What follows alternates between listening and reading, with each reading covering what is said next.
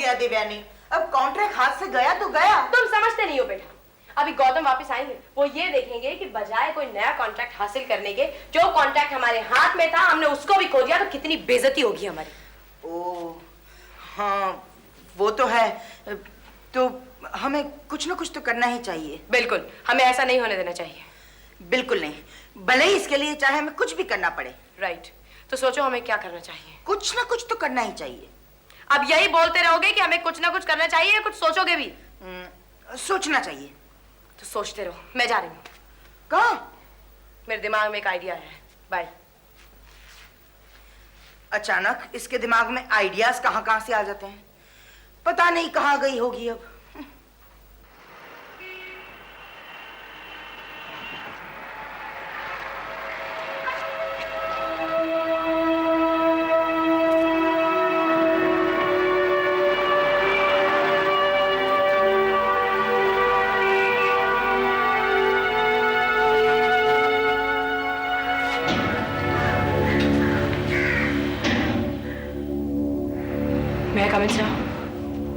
ओ देवयानी, आओ। आज अचानक कैसे यहाँ भाई? अगर तुम गौतम को पूछने आई हो तो वो तो अभी तक लौटा नहीं है। मुझे डर है कि कहीं जूतों की फैक्ट्री में उसे दीवार पे जूता बना के नहीं लटका दिया हो, क्योंकि शक्ल तो है ही ऐसी। लेकिन तुम परेशान से क्यों नजर आ रही हो? हाँ अंकल, आज मैं आपके पास बिल्कुल उसी तरह आई हूँ जिस तरह एक बच्चा अपना सब कुछ खोकर अपने माँ बाप के पास वापस आ जाता है। अगर आज मेरी जगह गौतम होता तो शायद वो भी यही करता। गलत, वो ऐसा कभी नहीं करता। वो गधा, बाजी, उल्लू का पट्टा अगर कहीं गटर में भी गिर जाता ना बेटा, तो मेरे पास कभी नहीं आता। पर मुझे खुशी है तुम मेरे पास आई है। जिस प्यार की कमी हमेशा हमें गौतम से खलती थी, वो प्यार तुमने हमें दिया है। सच कहूं अंकल तो मुझे आप लोगों पर बहुत यकीन है। इतना भरोसा मुझे अपने माँ बाप पर भी कभी नहीं था। अगर आज वो होते भी तो मैं शायद आप ही के पास आती। गुड, बैठो बैठो बैठो और बिल्कुल बेझिझक होके बोलो कि क्या बात है। आप तो जानते ही हैं अंकल कि हमको एवीआई इंडस्ट्रीज का कॉन्ट्रैक्ट मिलने वाला था, लेकिन वो कंपनी का नया एमडी, उसकी रोहित मल्होत्रा से पुरानी जान पहचान थी। वो कॉन्ट्रैक्ट हमें मिलने के बजाय Rohit Malhotra advertising and marketing को मिल गया।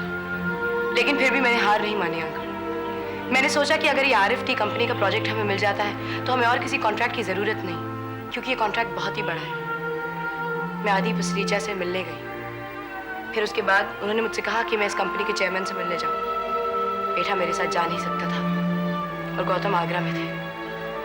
लेकिन जब मैं उस आदमी से मिलने गई तो I never felt so bad in my whole life. उसके बाद की कहानी मुझे मालूम है, ये ऐसे ही होता है। मैं ये तो नहीं कह सकता कि ये गलत होता है या सही होता है, पर हाँ इतना जरूर जानता हूँ कि जो तुमने किया बिल्कुल ठीक किया। I am proud of you. You should not feel bad at all. In fact you should pity that man जिसको औरत का साथ पाने के लिए अपनी पोजीशन और काम की ब्राइब का सहारा लेना पड़ता है। You should pity him. एक औरत के साथ का सहवास जिसमें मर्द और औरत दोनों की जरूरत पड़ती है, उसे खरीदनी पड़ती है। बेटा उस पर तरस खाकर तुम्हें उसे माफ कर देना चाहिए। और रहा बेइज्जती का सवाल, उसका बदला जरूर लेना चाहिए। लेकिन अंकल मेरी हैसियत ही क्या है? कहावत बड़ी पुरानी है बेटा कि एक चींटी एक हाथी को भी मार सकती है, और तुम चींटी नहीं हो। माशाल्लाह तुम उससे कहीं ज्यादा बड़ी एक लड़की हो, और वो हाथी नहीं है, वो लूका पट्टा बुढ़ा खूसट है जो इस वक्त कहीं नर्वस बैठा हुआ होगा। तो मुझे क्या करना चाहिए? सीधे रिचफील्ड की दुश्मन कंपनी से मिलना चाहिए, और वो मुझे मालूम है वो कौन है। वो है ट्रेजर वर्ल्ड, जो अपनी नई चाय लॉन्च कर रहा है और जिसका सीधा टारगेट मार्केट बिल्कुल वही है जो रिचफील्ड की है। अगर हम सब लोग ट्रेजर वर्ल्ड से मिल जाएं तो रिचफील्ड को तबाह कर देंगे। मैं कल ही मिलता हूं ट्रेजर वर्ल्ड के नंबर 1 से। क्या नाम है उसका? हाँ, तुमने वो ऑर्डर भेज दिया ना? हाँ, इट्स गुड। ओके, अच्छा, उसका क्या हुआ फिर, वो जो लास्ट डील हुई थी?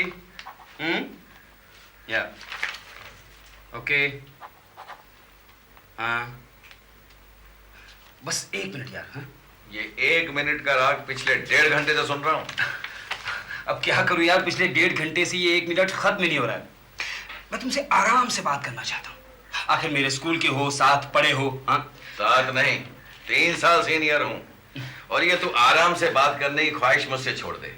ऐसे ही कर। अब 1 मिनट, बस 1 मिनट, ये आखिरी 1 मिनट प्लीज। हाँ, ऑलराइट। हेलो, देखो अब बहुत हो गया। अब चाहे नफा हो या नुकसान, मैं और नहीं टाल सकता अपने इस यार को। भाई आखिर मुझसे 3 साल सीनियर हुआ तो क्या हुआ? हाँ, थैंक यू वेरी मच। अब बता कैसा है, और वो अपना चड्डा मिलता रहता कि नहीं? चड्डे की बात छोड़, मुझे तू ये बता कि तूने देश की जनता को चाय पिलाने का फैसला कर लिया है? अब टोपी पहनाने से तो अच्छा है कि लोगों को चाय पिलाई जाए। मगर तुम्हारा ताल्लुक इस बात से कैसे है? कहीं तुमने किसी नुक्कड़ पे चाय की दुकान खोलने की तो नहीं सोच ली? नहीं, पर मैंने सोचा है कि तुम्हारी इस चाय की मशहूरी कैसे की जाए, इसका फैसला करने यहाँ आया हूँ। क्या मतलब?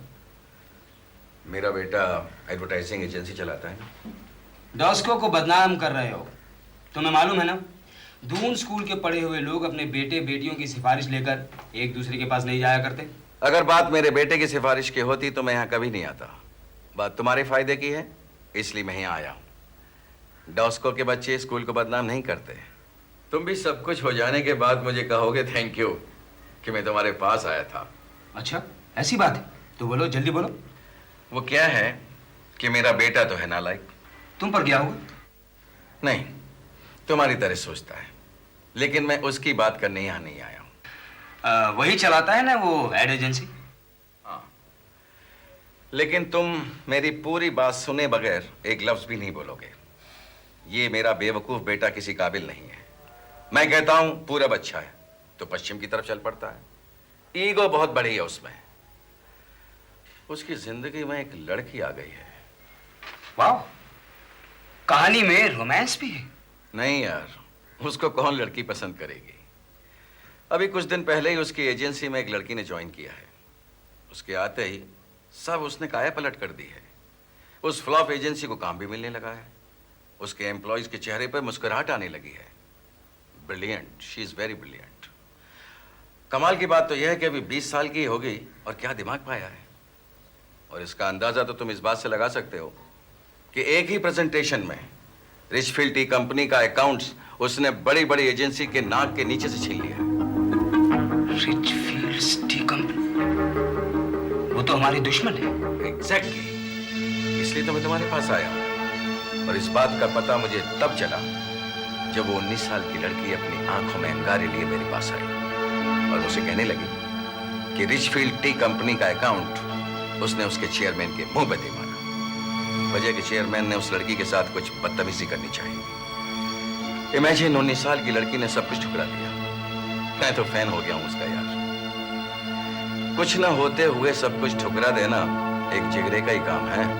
यार गजब की लड़की है ये तो। अब देखो, उस लड़की के दिमाग में तो है क्रिएटिव टैलेंट और दिल में है तुम्हारे दुश्मनों के खिलाफ आग। मैंने तुम्हारे काम की बात की। बिल्कुल सही, बिल्कुल।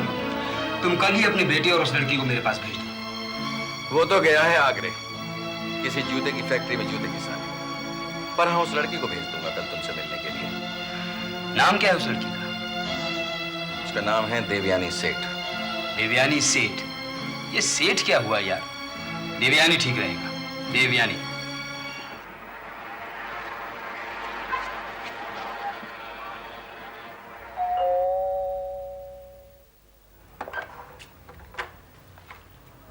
कहिए। I am Mickey. जी, किससे मिलना है आपको? जी ये मेरा ही, मेरा मतलब है ये आरजू का घर है ना? जी हाँ, लेकिन आप? मैं उसका पति हूँ। ओह, मिक्की बटल। मुझे तो आपके नाम से ही पहचान लेना चाहिए था, लेकिन क्या है कि ख्याल नहीं रहा। I am Rajiv, Rajiv Sharma. राजीव, कभी कभी इंसान अपनी बनाई हुई सपनों की दुनिया में इतना खो जाता है कि कभी हकीकत से भी उसका सामना होगा इसका उसे ख्याल नहीं रहता।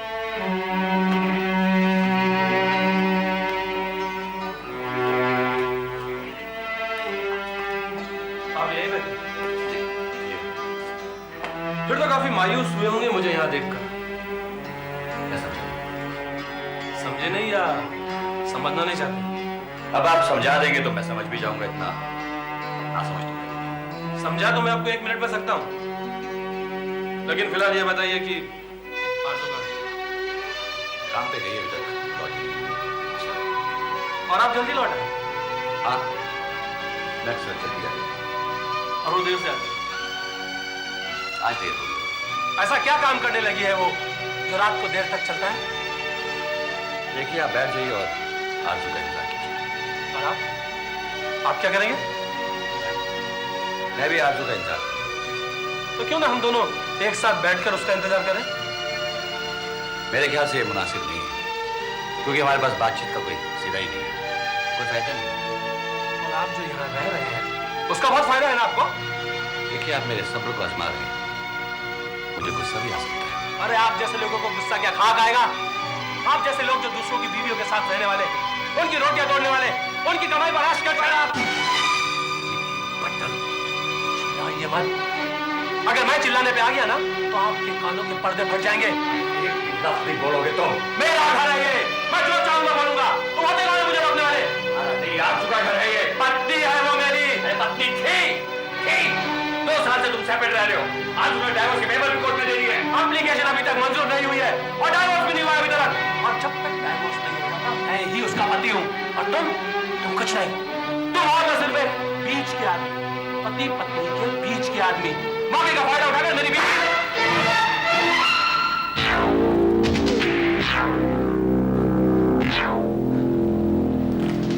ये तुमने अच्छा नहीं किया राजीव, ये तुमने अच्छा नहीं किया। अब देखो मैं तुम्हारे साथ क्या करता हूँ। देखो मैं तुम्हारे साथ क्या करता हूँ।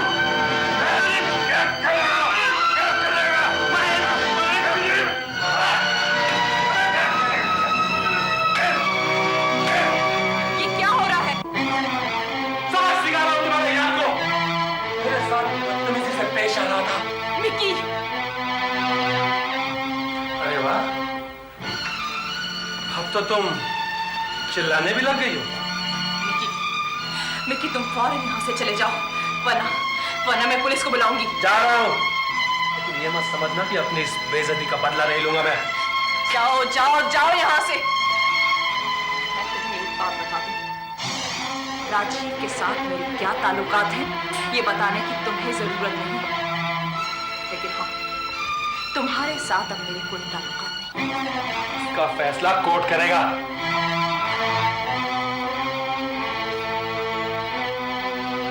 मैं फैसला कर चुकी हूँ। मैं मिसेस भट्टाल न कभी थी और न कभी होगी। Welcome, welcome, young girl. Welcome to our treasure world. Welcome to be a part of this treasure. Thank you sir, thank you very much. आज तक मैं जिस भी कंपनी में गई हूँ मेरे ख्याल से किसी भी एम्प्लॉय का इतना जोरदार वेलकम नहीं हुआ। गलत, आप एम्प्लॉय है ही नहीं, आप तो हिस्सा हैं हमारी कंपनी का। Please sit. Thank you sir.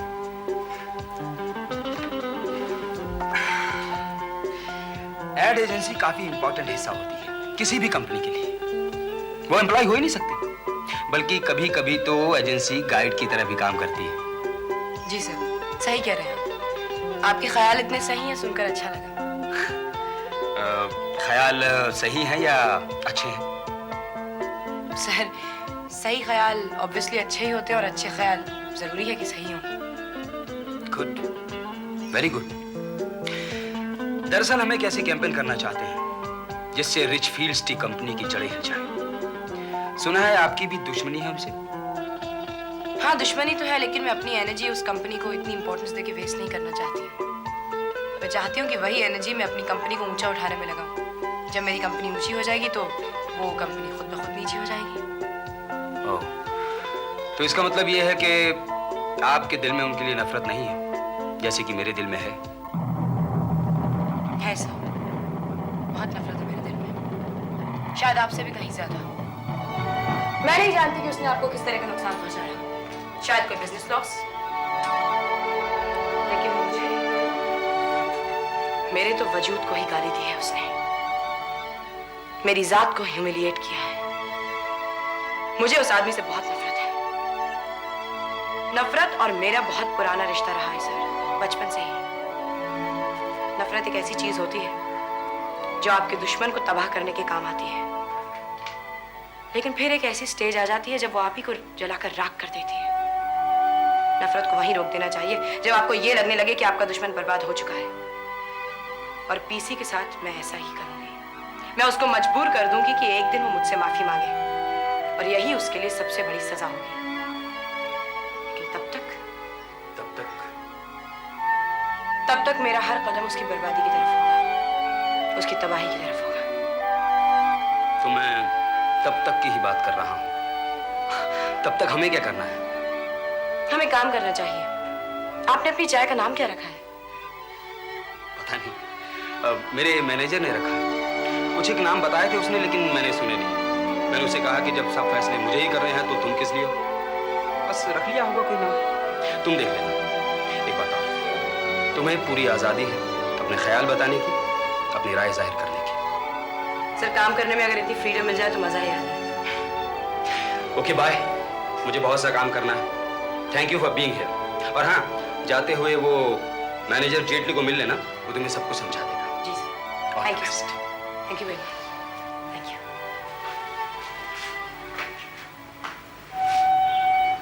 Confident girl, good. तुम ये खबर लेके आए हो कि IBM ट्रेजर गोल्ड की एडवर्टाइजिंग करेंगे। पीयूष मैनी पागल हो गया है।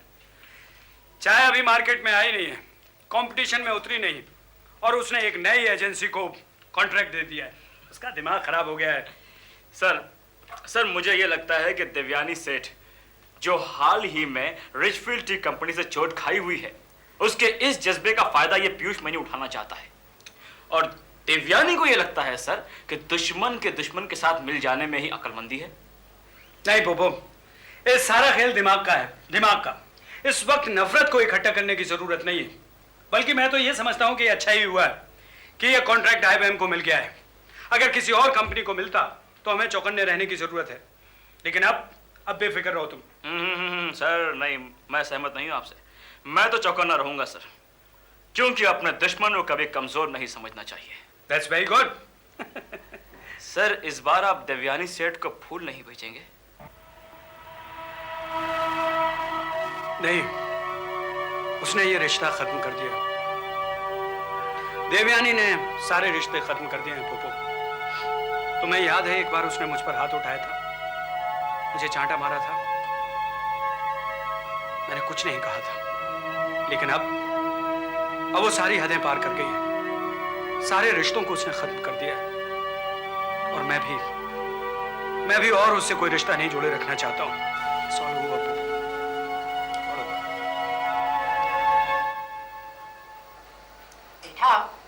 ये चाय भी बुरी नहीं है यार। बुरी नहीं है का क्या मतलब? बहुत अच्छी है, और वो भी वो रिच फील्ड्स के मुकाबले तो बहुत ही अच्छी। वो तो क्या चाय थी, एकदम बकवास, घटिया थी, घटिया। चाय तो वाकई बहुत अच्छी है बेटा, लेकिन इसका नाम बहुत बकवास है यार, एकदम डाउन मार्केट, रंगारंग चाय। कौन खरीदेगा इसे? मेरे ख्याल से इनकी कंपनी वालों को कहना चाहिए कि इसका नाम बदल दें। नहीं, ये गलती हमें कभी नहीं करनी चाहिए। ये हमारी बहुत ही बड़ी बेवकूफी होगी अगर हम करेंगे। अभी तो हमें कॉन्ट्रैक्ट मिला है, और अभी उसके नाम को क्रिटिसाइज भी करना शुरू कर दिया। क्रिटिसाइज नहीं कर रहे हैं यार, लेकिन अब एक चीज जो हमको अच्छी नहीं लग रही उसके बारे में सच बोलना कोई गलत बात तो है नहीं। वो तो फिर अब बेईमानी होगी ना हमारे काम के साथ। नहीं, बेईमानी नहीं होगी। बेईमानी तो तब होगी जब हम जानबूझकर झूठ मूठ की तारीफ करें कि वाह रंगारंग चाय, क्या नाम है, वाह, तब होगी। ओके? हाँ, तारीफ नहीं कर रहे, लेकिन चुप तो बैठे ही हुए हैं ना। या यू आर राइट। मेरे ख्याल से अब हमारा अगला कदम ये होना चाहिए कि ये कमी को कैसे दूर करें, इसके बारे में सोचा जाए। राइट?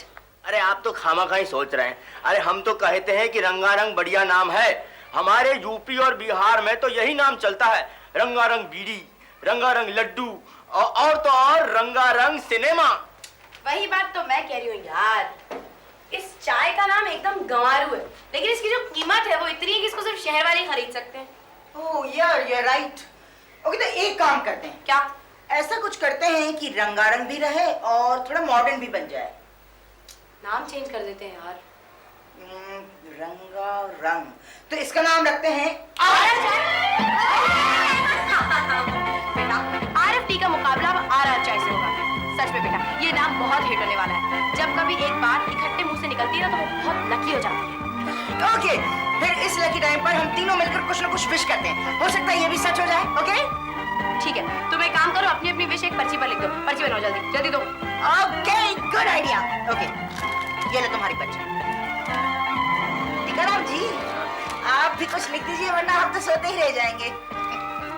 ओके ओके, देखो अब इस पर्ची पर एक ऐसी बात लिखिए जो आपको लगता है कि ये बात अभी सच हो जानी चाहिए। ओके, कुछ भी लिखो, कुछ भी लिख दो। ओके